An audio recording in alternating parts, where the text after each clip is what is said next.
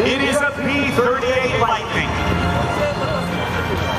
It was the aircraft that was flown by America's two leading aces in World War II.